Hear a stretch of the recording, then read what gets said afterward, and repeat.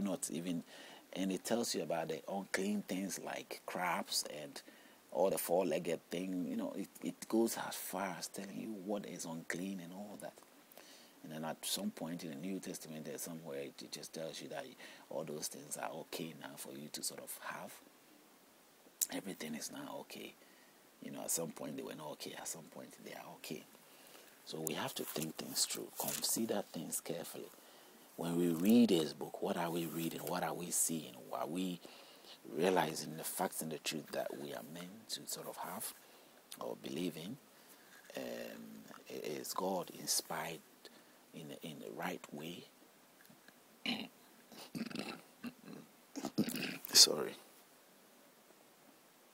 You know, and we will use that to sort of build our life.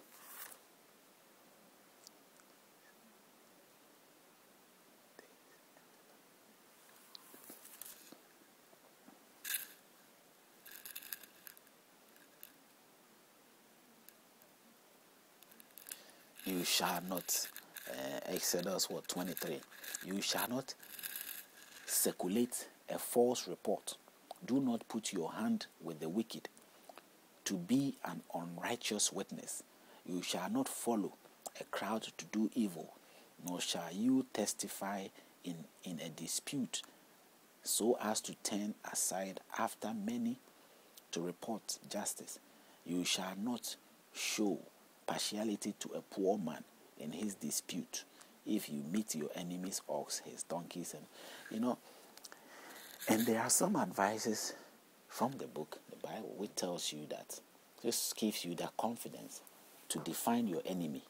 You know, so clearly you've been given an enemy. Who the enemy is clearly stated here, showing you what enemies are. In the Jewish side, they even consider the Gentiles outside of their world. And the Gentiles may be including the Islamic, the Buddhist, they are all outside. They were all outside of what Christianity, or outside of the Jewish worship. You know, today Christianity is standing in place of Jewish people, but actually the Jewish people. So the Jew didn't see all these people as that. They saw their God, and they saw themselves embracing their God, and that was it. Nothing outside of that should be embraced or accepted. Their God taught them that. They believed in that. They held on to that. Today, Christianity, the same thing, following the same thing. It's just that Christianity have choose a disobedient approach. They've choose to sort of reinterpret it and define it the way they see fit. They've brought changes to what the will of the Jewish God taught them.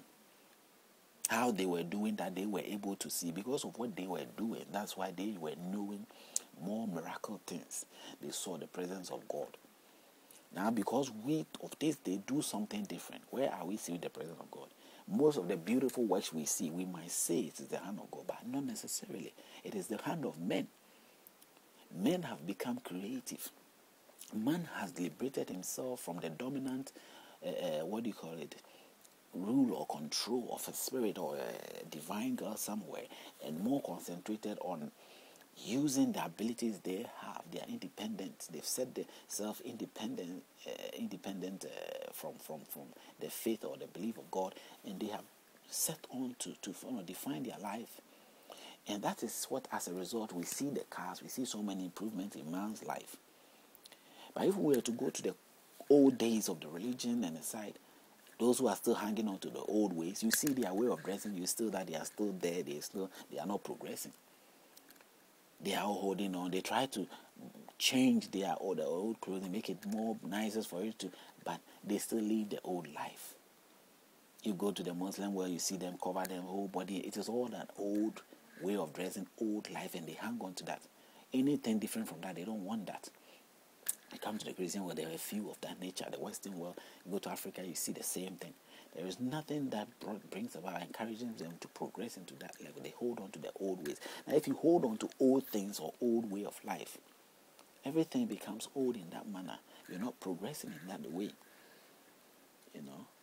So this is precisely what keeps us down, and that is what makes us not being able to sort of move on and separate ourselves or drop off from our life, the things that are useless, that are baseless, that has no meaning to our life or bring any progress in our life. And we have to address this, and this is what this video is about, to point out these things, to show you that at the end of the day, these things are something that you know, you are aware of it. So you have to just come to acknowledge this, drop it off your life, move on with what you have to move on. Don't let other advices that are so unnecessary hang you or put you down. You've got a chance right there before you. The idea is to make sure that you don't get caught into religion or culture and limiting your life to the progress that is before you. Because if you check these things out, you see the counseling, you realize that it is a counseling which has got or generates limitations to your life, which you don't need. It puts you in a situation of rivalry, showing you an enemy, a brother to be an enemy, a sister to be an enemy, and that brother or sister also see you the same way. So it doesn't matter if you see or you do not see. The idea is that it has been pointed to you to be an enemy. Forever it lives as long as you give up or you sort of realize that no, it's not true, or that's not necessarily true. And not just you giving that, you having that realization. This video is that everybody is entitled to have that realization. So it is not just about you or me alone. I may have got this mindset as I get myself aware of this situation, and the readiness to have already in that state accepts everything. As I said, I don't hate anything and all that. But those I don't hate who are out there, I have to ask myself, do they hate me? Of course. There are people who have not relinquished the idea of hate. They have the hating idea in them. They probably hate my color. They hate some things about me. They envy certain things about me, and they stand by it. They have not got the thoughts or the thinking or the idea I have. They are not approaching things the way I'm approaching, and I have to be aware of that also, and so that I will not just place myself there in such a high vulnerable state for me to be, slaughtered for no other reason, for somebody's pleasure. Somebody who completely is ignorant about these things, and then I have allowed that thing to happen. But if it reaches out there and people, it happens. It's like the rain that falls. When the generation change, just as it has changed to be what it is, gradually when it gets out there and people begin to change and people begin to accept and understand, and the impact of it, you will feel it. You will naturally get along. And already as it's reaching there, you already have taken the first step. It's just have to let the others to take the first step. And you blend together. You will naturally get connected. When the barriers and the change of negativity or whatever epidemic is out there, it gets the effect of the power that is coming after it to sort of eradicate it or to crack it, it gradually wipes away. It wipes itself away. If it's being inspired spiritually or physically, whichever, it just wipes away. And everybody will feel the release. All of a sudden, you come aware of it. You just feel the freeness of it. This is what these things are about. If the voices are even more going out there in the same manner of how it is presented today, I'm sure we'll see the difference of our life. We will see the change, a positive change to our life. And I will know, because it will happen from the neighbor to neighbor. I will know in a society, an environment where I might be, I will know that as a result of what I was saying, the effect is taking grounds.